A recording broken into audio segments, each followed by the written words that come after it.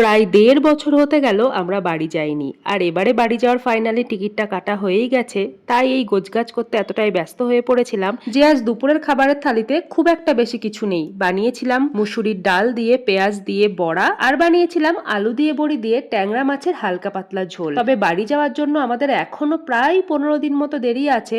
তবে এখন থেকেই একটু একটু করে আমি আর হাজবেন্ড দুজনা মিলেই গোছানো শুরু করে দিয়েছি। আর ছোট বাচ্চা যেহেতু আছে সেহেতু গোছগাছ করতে কিন্তু একটু সময় লাগবে। তো দেখো, প্রথমে বড়া ভাজাটা দিয়েই গরম ভাতে একটু লঙ্কা ডলে খেয়ে নিলাম। খেতে তো ভালোই লাগলো, কারণ খিদেও বেশ ভালো পেয়ে গেছিল। আর তারপরের ভাতটা মেখে নিলাম গরম গরম মাছের ঝোল দিয়ে। এইরকম গরম গরম ভাতে হালকা মাছের ঝোল দিয়ে খেতেও যেরকম ভালো লাগে, আর তেমন ঝটপট কিন্তু খাওয়াটাও হয়ে যায়। আমার হাতে সময় কম, সেহেতু রান্নাটাও তাড়াতাড়ি হয়ে গেছে আর খাওয়াটাও দারুণভাবেই হয়ে গেল। এদিকে ৩-৪ দিন আগের থেকেই বানিয়ে রেখেছিলাম টমেটোর চাটনি। রোজ একটু একটু করে বার করি আর খাবারের শেষে এর স্বাদটা গ্রহণ করি।